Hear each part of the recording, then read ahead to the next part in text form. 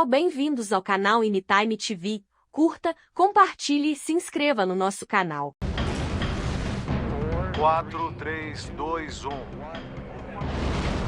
Quando o ônibus espacial Challenger é lançado em uma manhã de janeiro de 1986, um proeminente engenheiro está certo de que haverá uma catástrofe. Temos que deter o lançamento. Não podemos deixar o Challenger sair. Ponto final. É loucura. Ele acha que o ônibus espacial vai explodir. E lançamento. Lançamento da 25ª missão do ônibus espacial. Ele já deixou a torre. 73 segundos depois, o desastre. 7 astronautas morrem diante de suas famílias e milhões de telespectadores. O que realmente aconteceu durante o voo fatídico? A tragédia foi inevitável ou o ônibus e sua tripulação poderiam ter chegado ao espaço? Será que teriam conseguido? Essa pergunta me atormenta. Desastres não acontecem por acaso. Eles são uma cadeia de eventos inevitáveis. Descubram as pistas e acompanhem a contagem dos segundos fatais antes do desastre. Segundos fatais.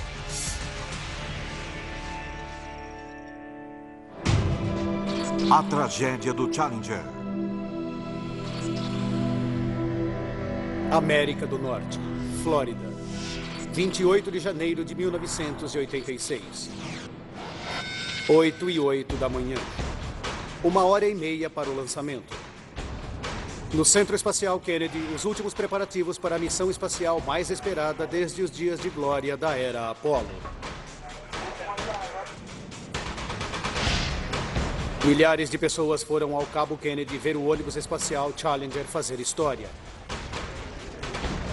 Enviando a primeira civil ao espaço, a professora Krista McAuliffe. Krista nunca se viu como astronauta. Ela se sentia uma professora nauta. Sentia-se assim. Podia mostrar a todos a importância do professor e animar as crianças em relação à educação para que se esforçassem ao máximo. Ela disse que era a melhor excursão de todas. É demais, eu tô adorando! Aos 37 anos, Krista, que é mãe de Scott e Caroline, passou 5 meses treinando para o espaço.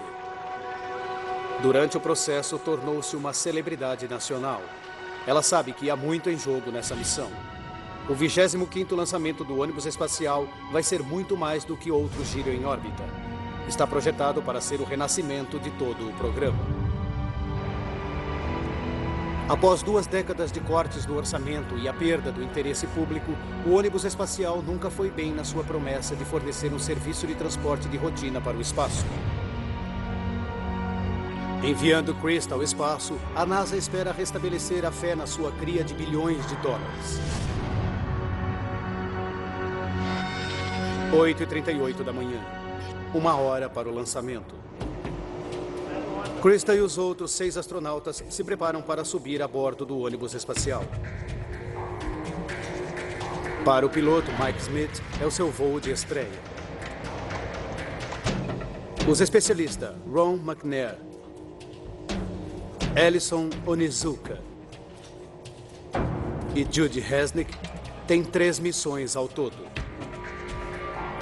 O especialista em satélites Greg Jarvis está em sua primeira viagem.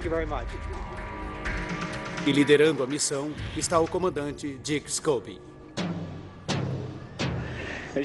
Como sempre, é um grande prazer estar aqui participando do que se faz de melhor no Cabo Kennedy, lançar veículos espaciais.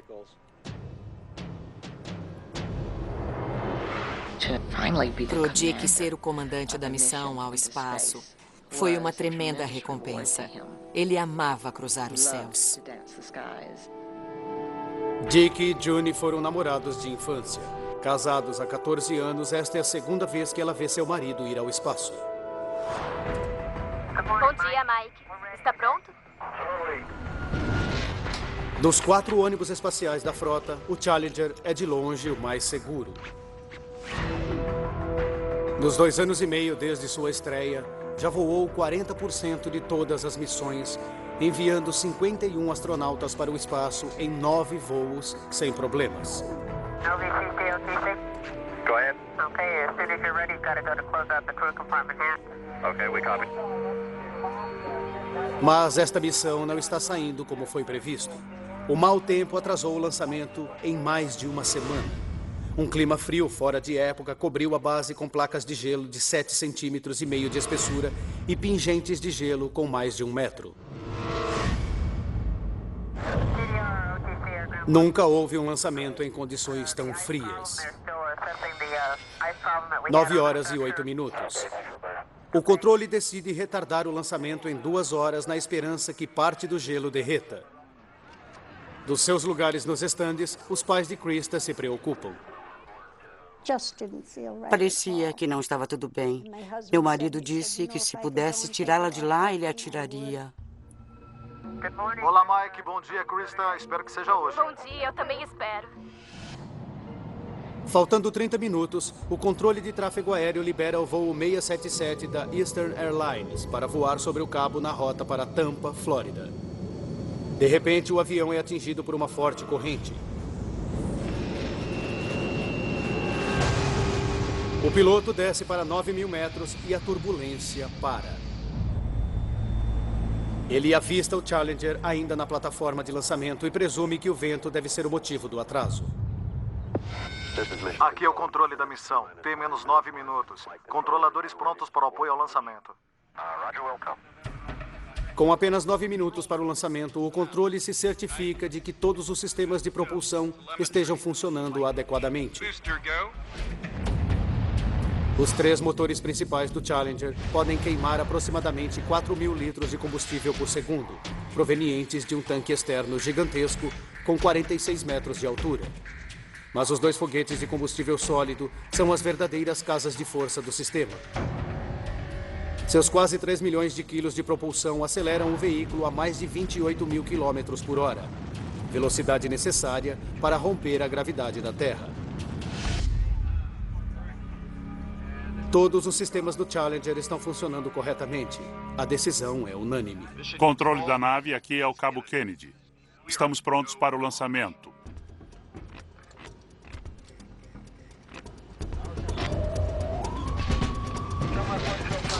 Tem menos 2 minutos. Com tanto combustível em um só lugar, os riscos são evidentes a todos. Mas na história de voos espaciais americanos, jamais um astronauta morreu no lançamento. Fato confortante para alguns. De vez em quando a gente pensa nisso. Mas depois acha que a NASA não erra. Como Krista disse, eles podem suspender o lançamento no último segundo se houver algo errado. 10, 9, 8, 7, 6, 5, 4, 3, 2,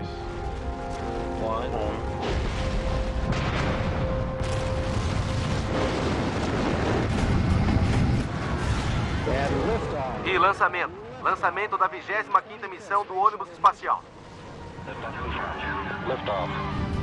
Para Krista, é o ponto máximo de 5 meses de treinamento e o sonho de uma vida. Programar giro.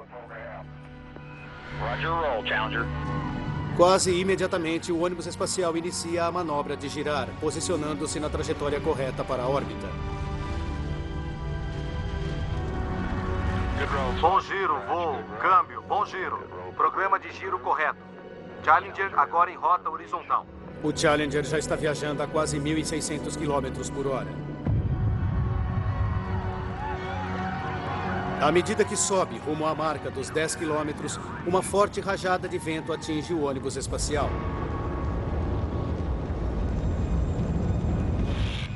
A mais de 3.000 quilômetros de distância dali, o engenheiro Roger Boergeley assiste em pânico. O Challenger está à beira de um desastre.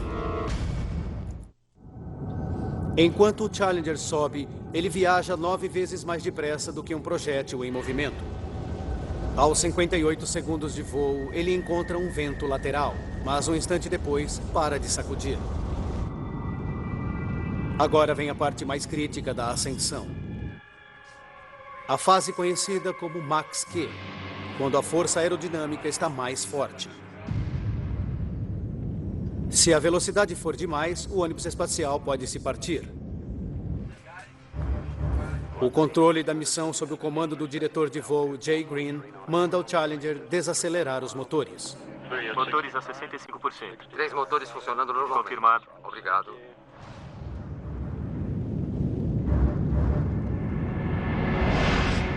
Aos 66 segundos, o Challenger recebe o sinal de tudo bem. Conseguiu passar com segurança pelo Max Q e entra no ar rarefeito da atmosfera superior. Agora precisa acelerar acima de 28 mil quilômetros por hora para escapar da gravidade da Terra. É a hora de passar os motores principais para a força total. O controle da missão dá o sinal. Challenger, acelere para a força total. Acelerar força total.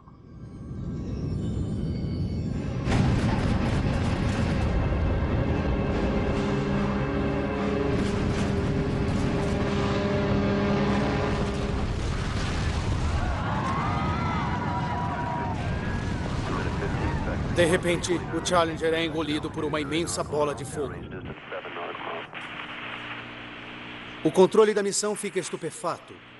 Perdem todo o contato com o ônibus espacial. Voo GC, contato negativo. Perda de contato. Entendido. Os dados não indicam que algo deu errado. Operadores, verificar dados com atenção.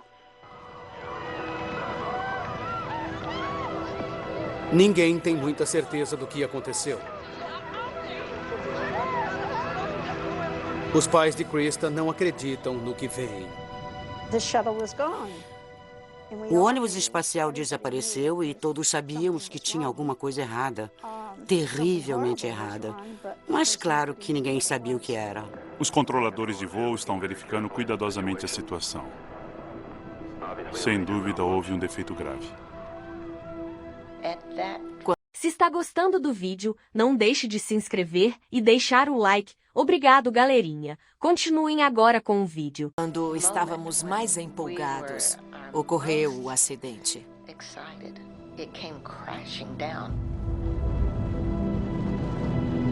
Os foguetes permanecem intactos, indo em todas as direções desordenadamente. Por medida de segurança, são destruídos por controle remoto.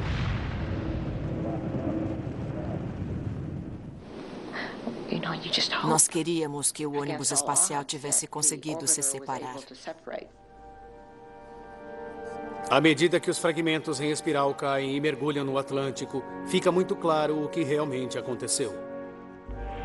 Voo Fido. Continue. RSO relata que o veículo explodiu. Entendido. Temos um relato do oficial de dinâmica de voo que o veículo explodiu. O diretor confirma.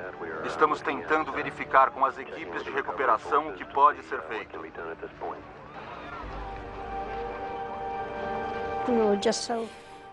Ficamos chocados com o ocorrido. Nunca pensei que fosse acontecer alguma coisa. Foi irreal.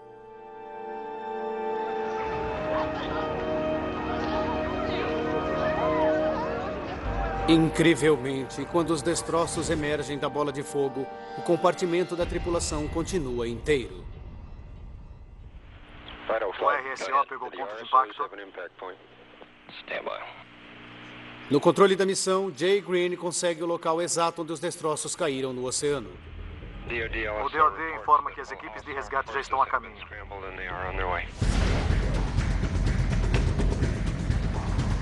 Uma enorme operação de busca e resgate é montada imediatamente. A esperança é que os astronautas ainda estejam vivos. Então, eles veem um paraquedas descendo do céu. Mas é uma falsa esperança. O paraquedas está apenas preso ao nariz de um dos foguetes. É apenas parte dos destroços que continuam caindo sobre o oceano. O compartimento da tripulação não pôde mais ser visto. Com uma queda superior a 19 quilômetros, deve ter atingido o oceano a mais de 320 quilômetros por hora. A tripulação não teve a menor chance. Ficamos paralisados, sem fala, E nossos corações mais destruídos que aqueles pedaços que caíam do céu.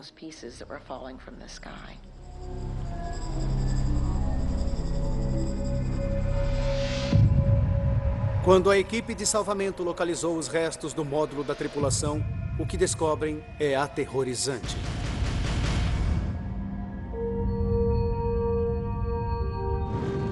O ônibus espacial Challenger viajava quase no dobro da velocidade do som quando se partiu em milhares de pedaços. Com poucas provas para prosseguir, a NASA tem uma tarefa quase impossível para saber o que exatamente aconteceu. Mas com a recuperação do compartimento da tripulação, deve ser possível definir o que aconteceu com os astronautas após a grande explosão. Os capacetes da tripulação dão à NASA a maior pista. Cada astronauta tinha um suprimento de ar preso ao seu capacete para ser usado em uma emergência. Nos destroços, a NASA descobre que 3 deles foram ativados. Uma descoberta horrível. Significa que pelo menos 3 astronautas sobreviveram à explosão e podiam estar vivos durante a queda até a Terra. Uma viagem de mais de 2 minutos. No serviço fúnebre, o presidente Reagan presta homenagem à bravura da tripulação. Todos os parentes dos astronautas estão lá, inclusive June e sua família. Mal conseguíamos sair do lugar. Ficou um silêncio entre todos os membros das famílias. Ficamos chocados. Nunca estamos preparados para esse tipo de coisa. O melhor que podemos fazer é lembrar dos nossos 7 astronautas, trazendo vida, amor e alegria para aqueles que os conheciam. E orgulho ao nosso país. Fiquei triste. Senti a perda. Isso não poderia ter acontecido. Eu não pude fazer nada.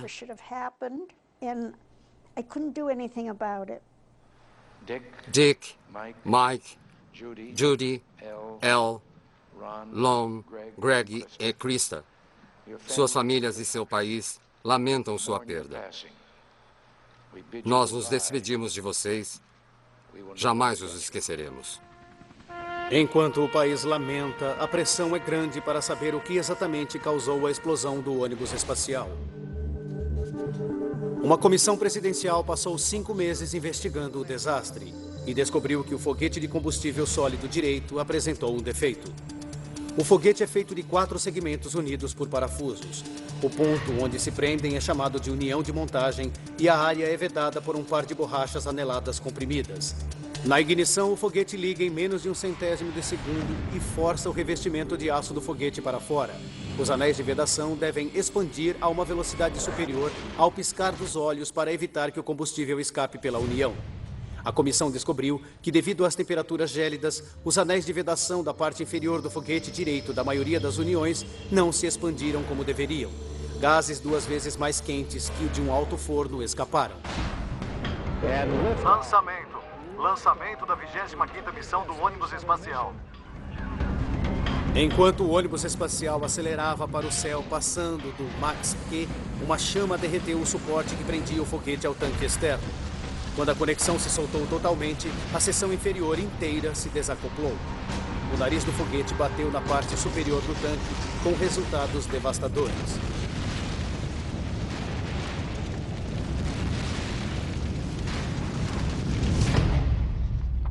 Mas agora um homem está convencido de que há mais nessa história que anéis de vedação e frio.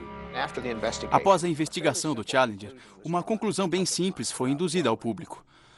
Frio e anéis de vedação. Põe os 2 juntos e tem-se a explosão do Challenger. Porém, há mais coisa nessa história.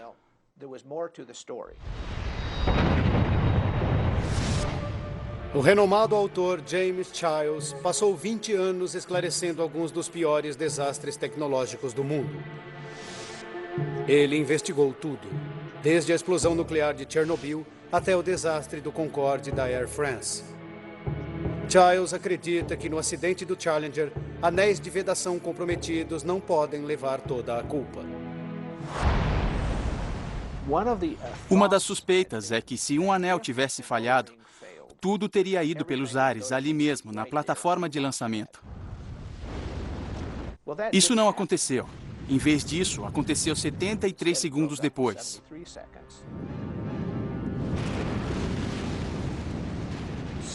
Certamente, estamos diante de um mistério. Deve ter mais alguma coisa além da falha de um anel de vedação. Giles sabe que cada detalhe do lançamento do Challenger vai ser vital para montar o quebra-cabeça. Ele começa reexaminando as provas que levaram a comissão à conclusão de que a culpa foi dos anéis de vedação. A investigação original começou assistindo à filmagem feita pelas mais de 200 câmeras quando a missão começou.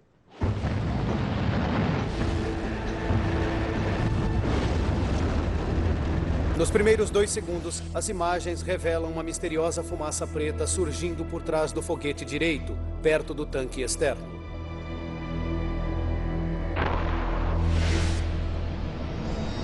A partir da posição das câmeras, a comissão tentou saber exatamente de onde a fumaça estava saindo.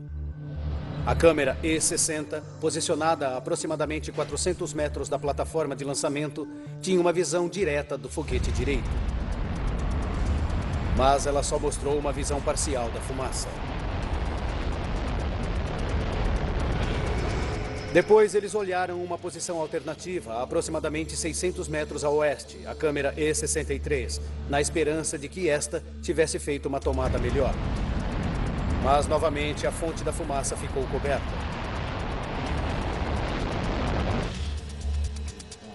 O local preciso da fumaça ficou incerto. Então, a comissão comparou as duas filmagens e calculou que sua origem deve ter sido dentro da seção de 1,30 m da superfície do foguete direito, 13 metros acima. Análises da filmagem também indicaram que a fumaça estava subindo. Essa informação vital, junto com a cor preta da fumaça, mostrou que era um anel de vedação queimando. Mas Gene Giles não está convencido de que seja só isso. Se os anéis se romperam e havia vazamento de combustível, os gases quentíssimos teriam derretido o revestimento do foguete imediatamente, mandando o ônibus espacial pelos ares já no lançamento. À medida que Giles examina o relatório oficial, ele descobre que não é o único com perguntas sem respostas. Meu nome é Roger Beaujolais. O engenheiro Roger Beaujolais trabalhou para a Thiokol, a empresa que construiu os foguetes para a NASA. Eu juro dizer a verdade e somente a verdade, Ele nada depôs para além a da comissão em verdade. 1986. Ele também percebeu que havia ocorrido uma cadeia mais complexa de eventos. Se houvesse um vazamento na União, tudo teria explodido logo na ignição, e não apenas o ônibus espacial com os astronautas, mas teria explodido todas as instalações da plataforma de lançamento. O testemunho de Beaujolais abalou a comissão. Ele revelou que sabia que o clima frio poria em risco a missão. Sua convicção era baseada em provas de um lançamento anterior. Um ano antes, em 1985, o Discovery foi lançado em uma manhã fria de janeiro. A temperatura era de apenas 11 graus centígrados, o lançamento mais frio antes do lançamento do Challenger.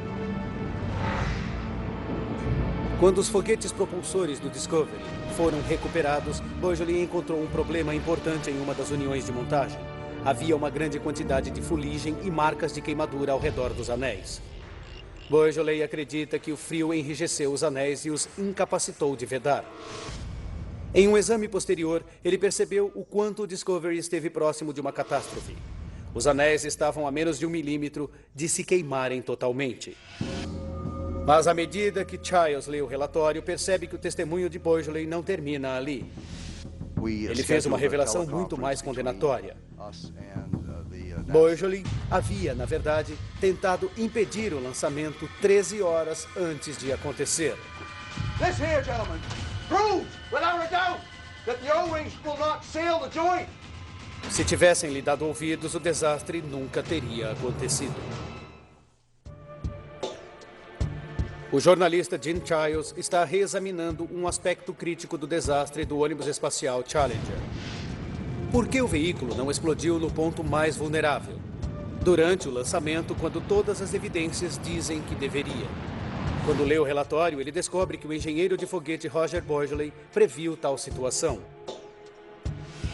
Estavam presentes na teleconferência realizada na noite anterior ao lançamento 4 diretores da TIOCOL, diretores da NASA no Centro Espacial Kennedy e internamente o responsável pelos propulsores de foguete, Lawrence Mulloy.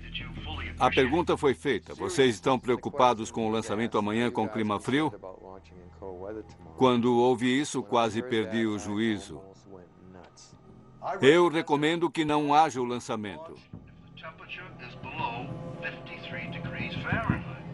Quando Boisley os advertiu que temperaturas gélidas tornavam muito perigoso prosseguir, os diretores da TIOCOL aconselharam a NASA imediatamente a não lançar. Mas a NASA considerou os dados inconclusivos. Estou chocado. Como podem discutir isso na véspera do lançamento?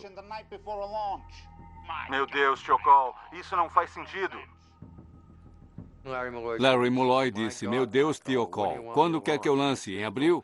Por que estão querendo interferir nos critérios de lançamento na véspera dele? Em resposta a Mulloy, os diretores da TIOCOL suspenderam a teleconferência e reconsideraram sua posição. Quando parecia que estavam mudando de ideia, Boisley fez sua última tentativa de convencê-los a abortar a missão. Ele lembrou dos anéis de vedação queimados no voo quase fatal do Discovery, um ano antes. Eu estava literalmente gritando com eles para que olhassem as fotos e não ignorassem o que elas nos diziam. É preciso ser cego, surdo e mudo para não saber o que essas duas fotos estão mostrando. Quanto maior a demora em vedar a união, maior o risco de desastre. Mas desta vez, a prova de Boisley foi ignorada.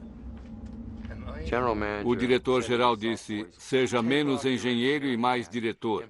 Foi a pior metáfora que eu já ouvi nesses meus 27 anos de carreira como engenheiro na indústria aeroespacial. Muito bem, senhores. Vamos votar. Voto pelo lançamento.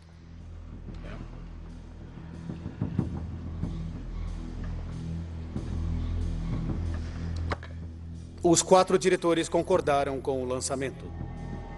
Aqui é a TIOCOL de volta. Qual é a resposta? Aprovamos o lançamento. Quando disseram à NASA, Lawrence Mulloy imediatamente aceitou a decisão. Fiquei furioso.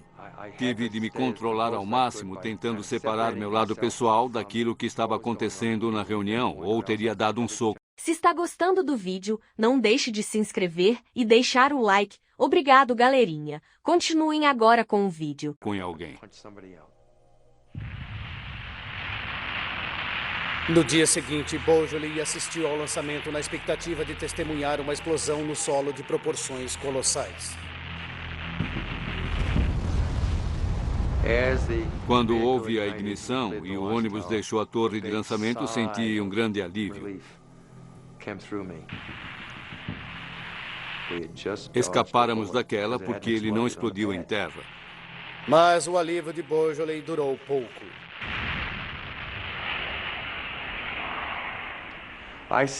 Fiquei em silêncio profundo e até hoje, 20 anos depois, não sei dizer quanto tempo fiquei ali.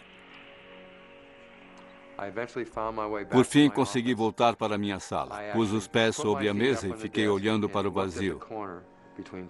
Durante horas, lutei contra as lágrimas. Emocionalmente, eu estava arrasado.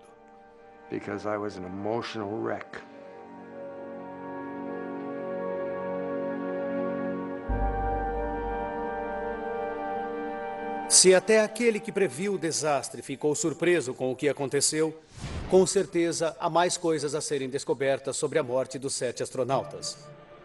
A exemplo da comissão antes dele, Childs volta à imagem da fumaça preta saindo do foguete de combustível sólido direito. Afinal de contas, essa era a prova-chave que apontou os anéis como a causa. Haveria mais algumas pistas nessa preciosa filmagem? Uma delas se torna imediatamente óbvia. a fumaça começa e para 2 segundos depois. Por quê? Sabemos pelo filme que a fumaça começa logo após o lançamento, dura uns 2 segundos e depois desaparece. Alguma coisa interrompeu. Não sabemos o que. E tem mais. A fumaça não sai em uma nuvem longa. Sai como uma série de 9 expedições curtas. O que está causando esse latejamento? Os investigadores sabiam que o foguete sofreu uma tensão incrível no momento da ignição. Então, examinaram essa fase crítica em mais detalhes. Para ligar o foguete, uma chama é lançada de cima para baixo através de um túnel no meio do combustível sólido. Em menos de 1/100º de segundo, dá-se a ignição. A força explosiva faz com que o revestimento de aço se expanda em um movimento brusco. Os gases em combustão no interior estão sob intensa pressão e é cuspido pelo escapamento a mais de 8.500 km/h. Mas, em vez de permanecer sob tensão contínua, a união de montagem no foguete direito do Challenger de alguma forma se vedou, suspendendo a fumaça. Childs examina como os investigadores desvendaram esse complicado mistério. Eles observaram a sequência de lançamento desde o início. 6 segundos antes dele, os motores são acionados. Nesse momento, o ônibus espacial continua preso ao chão. A enorme propulsão empurra o nariz do Challenger 1 metro. Quando volta à vertical, os parafusos que fixam o veículo à plataforma se soltam. E, ao mesmo tempo, os foguetes acendem. Este balanço manda uma onda de choque pelo veículo inteiro. É um fenômeno que os engenheiros da NASA chamam de twang. À medida que a vibração passa através da estrutura, é possível que a ressonância esteja abrindo e fechando a vedação dentro da união de montagem? É isso que está fazendo a fumaça sair em expelições? Se for, o tempo das expelições deve coincidir exatamente com a frequência natural dos twangs, de 3 vezes por segundo. A partir de exame cuidadoso do filme, parece que a fumaça realmente sai nessa mesma velocidade. Fica claro a partir da comparação entre a frequência das expelições de fumaça e a vibração do foguete de combustível sólido que o twang é responsável direto por essas expelições de fumaça. É um grande avanço. No momento em que o foguete de combustível sólido se flexionou, deve ter causado uma abertura momentânea da união de montagem, produzindo as expelições de fumaça. Mas a segunda pergunta mais difícil continua. Se os anéis estavam sendo abertos, por que a fumaça para de repente 2,6 segundos após o lançamento? A situação mais provável é que alguma coisa tenha bloqueado o buraco. É a única explicação. Com o foguete funcionando em temperatura e pressão tão intensas, apenas uma coisa pode ter bloqueado o buraco: o combustível de foguete propriamente dito. Nos anos 50, o combustível sólido de foguete foi revolucionado quando um novo elemento foi adicionado: alumínio. Ele aumenta a temperatura de combustão e aumenta a propulsão em aproximadamente 50%. Mas o combustível de foguete beneficiado com alumínio deixa um resíduo metálico conhecido como escória, que é normalmente eliminado pelo escapamento junto com os gases quentes. Depois de ler o relatório detalhado, Childs suspeita que a escória pode ser a chave do mistério. Nunca vamos saber a dinâmica exata, mas se encaixa na física. A teoria é que, com a combustão do foguete, formou-se uma escória de alumínio ao redor da lacuna deixada pelo anel, que deteve o vazamento de gases quentes através da união. Esse mecanismo finalmente explicaria por que o ônibus espacial não explodiu no lançamento. Então, supondo que o foguete sobreviveu à sacudida mais traumática do lançamento, a fase mais perigosa de qualquer missão, por que o desastre aconteceu com 73 segundos de voo? A comissão encobriu 2 indícios importantes. Aos 58,8 segundos, uma câmera capta uma labareda surgindo ao lado do foguete direito. Momentos depois, há uma leitura inesperada nos dados de voo do Challenger. Mais de 2.000 transmissores espalhados por todo o veículo dão ao controle da missão uma descrição precisa do comportamento do ônibus espacial em tempo real. A informação, chamada telemetria, é gravada no solo. Aos 60 segundos, a telemetria revela que a pressão dentro do foguete cai de repente de 44,7 kg por centímetro quadrado para 43 kg por centímetro quadrado. Alguma coisa deu errado com o foguete direito. Ele está abaixo 1,7 kg por centímetro quadrado. Uma perda de pressão só pode significar uma coisa. O buraco reapareceu e o combustível de foguete está escapando em alta velocidade. Agora, Giles precisa descobrir por que o buraco aumentou. Imediatamente ele percebe o que parece ser uma coincidência. No exato momento que a labareda aparece, aos 58,8 segundos de voo, o Challenger passa pela zona de perigo conhecida como Max Q. É quando a resistência do ar sofrida pelo ônibus espacial está no máximo e as forças estruturais também. Supondo que o Max Q ocorreu exatamente quando a labareda apareceu, Giles se pergunta, a pressão aerodinâmica no veículo poderia ter deslocado a escória? Por que se abriria novamente? Pode ter algo a ver com a pressão no ônibus. Pode ter sido suficiente para abrir e soltar as placas de escória. That might well be enough to open it up and free those chunks of slag. É uma teoria razoável, mas não há provas. O ônibus espacial não estava acima da velocidade e havia desacelerado corretamente para 65%. Então, não deveria estar sob tensão indevida. Motores a 65%. 3 motores funcionando normalmente. Talvez houvesse mais alguma coisa acontecendo. Lendo um relatório pouco conhecido feito por um engenheiro que estudou o acidente a pedido de Morton Thiokol, Giles encontra uma possibilidade curiosa. Ele assiste novamente ao filme da ascensão do Challenger.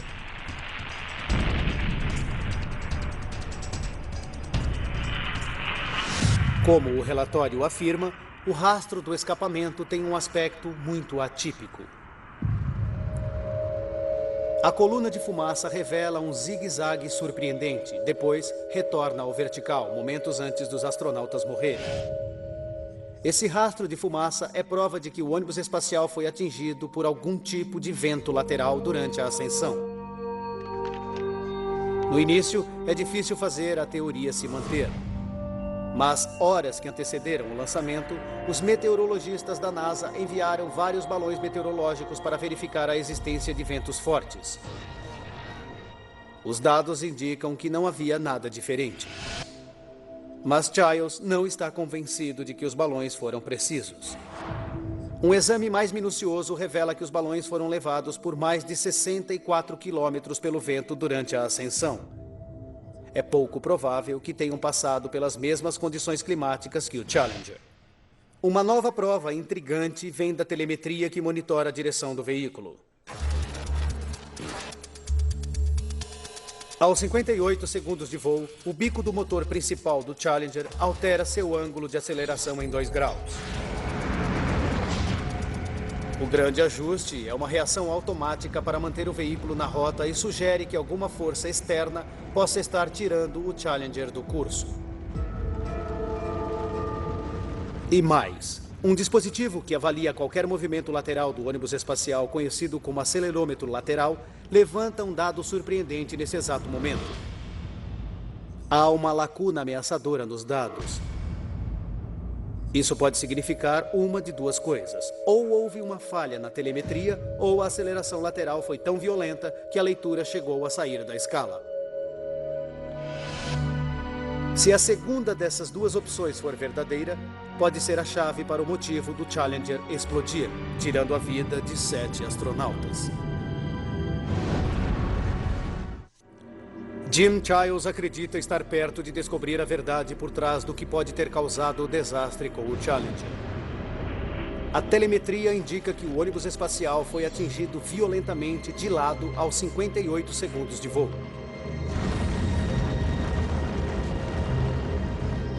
Ele volta à imagem do rastro de fumaça do Challenger e realmente, pouco acima de 10 mil metros, o rastro da fumaça tem uma linha direcional acentuada. O zigue-zague pode ser prova de um movimento rápido de uma fina camada de ar, uma corrente de ar seguindo rapidamente para leste. Finalmente surge a última peça do quebra-cabeça. O relatório afirma que apenas 30 minutos antes do lançamento, um jato comercial sobrevoou o local de lançamento. Quando fez isso, o Boeing 757 foi atingido por um vento de mais de 300 km por hora. É uma revelação chocante. O Challenger deve ter passado pela mesma camada de ar enquanto subia rumo ao espaço. Ao entrar nessa corrente de ar, teria sido atingido lateralmente por uma força equivalente ao furacão Katrina. Parece um capricho do destino. A escória se soltou e agora o escapamento a mais de 2.700 graus Celsius está livre para atingir e derreter o revestimento de aço.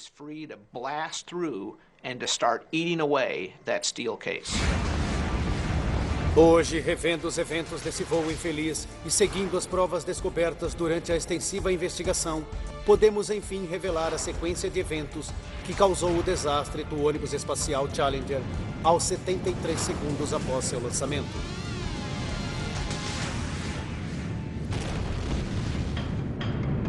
Quatro, 3, 2, 1. 73 segundos para o desastre.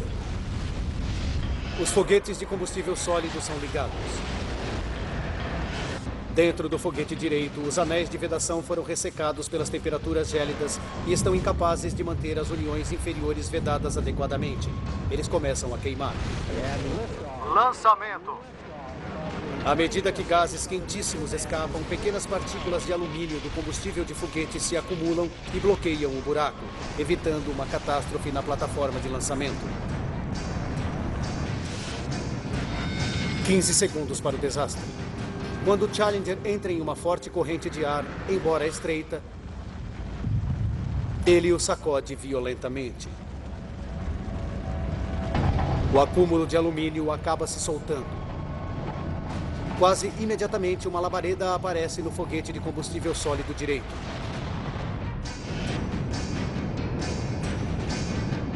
Oito segundos para o desastre. Com a intensidade de um maçarico, a chama penetra o tanque externo e hidrogênio líquido começa a vazar. 1 segundo para o desastre. A conexão entre o foguete e o tanque se solta e a seção inferior inteira se desacopla. O inferno empurra o compartimento de hidrogênio líquido para cima e para dentro do recipiente cheio de oxigênio no momento em que o nariz do foguete atinge o topo do tanque externo. Quase 2 milhões de litros de combustível queima instantaneamente. O ônibus espacial se desintegra.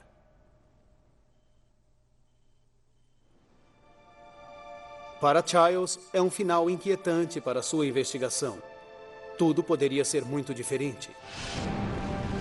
Ele está certo de que se o vento não tivesse sido tão forte, a escória teria permanecido no lugar. A pressão do foguete teria continuado normal.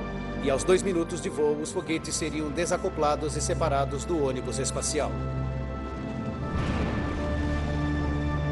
O Challenger e sua tripulação estariam seguros rumo ao espaço. Se a escória de alumínio tivesse aguentado mais 62 segundos, os astronautas poderiam estar vivos até hoje.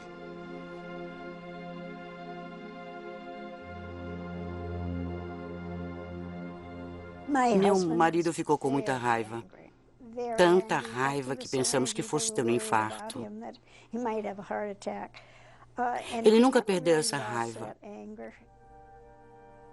Ele culpa a NASA. Acha que nunca devia ter acontecido e ele perdeu a filha, seu orgulho e alegria. Nunca senti raiva, porque fiquei apenas triste. Só senti a perda. Já tinha acontecido e não tinha como trazê-la de volta ou a qualquer um deles. No relatório final, a comissão presidencial responsabilizou pelo desastre do ônibus espacial Challenger o clima frio, decisões mal tomadas e uma programação de voo impraticável.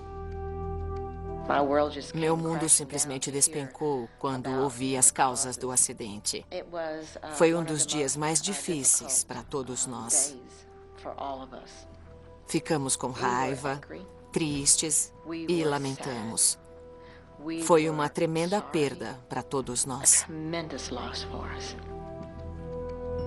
Eles consideraram os diretores tanto da NASA quanto da Morton Thiokol responsáveis pela decisão de voar. A NASA havia prometido acesso imediato ao espaço com baixo custo, mas não podia atender a nenhuma dessas condições.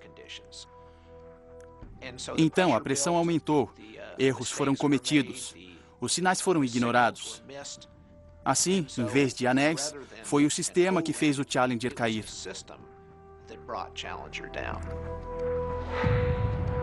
Nos meses seguintes ao desastre, a Morton Thiokol pagou 4 milhões e 600 mil dólares às famílias dos astronautas, mas ganhou um contrato de 1 bilhão e 800 milhões com a NASA para desenvolver um novo modelo de propulsor de foguete. Lawrence Mulloy, da NASA, foi promovido a diretor adjunto de todos os sistemas de propulsão. Roger Beaujolais se demitiu da Morton Thiokol e sofreu um esgotamento nervoso. Nos primeiros 2 anos após o desastre, vivi um inferno. Eu não fiz nada de errado. Todo mundo tem a responsabilidade de fazer aquilo que é pago para fazer. E isso é defender o que você sabe que está certo e o que sua profissão exige. Foi o que eu fiz e o faria novamente. O programa do ônibus espacial foi suspenso por 3 anos enquanto o veículo foi reprojetado e uma grande variedade de sistemas de segurança foi instalado. Mas, mesmo assim, em 2003, o Columbia também pegou fogo em seu retorno da viagem espacial. 7 astronautas perderam suas vidas. A investigação do acidente concluiu que a NASA não aprendeu direito muitas das lições do Challenger. Até hoje, a esperança da agência por voos espaciais de rotina jamais foi realizada, e nenhum outro civil voltou a embarcar em um ônibus espacial. Versão Marshmallow São Paulo. Olá pessoal, espero que tenham curtido o vídeo. Curta, compartilhe e se inscreva no nosso canal. Obrigada por assistir.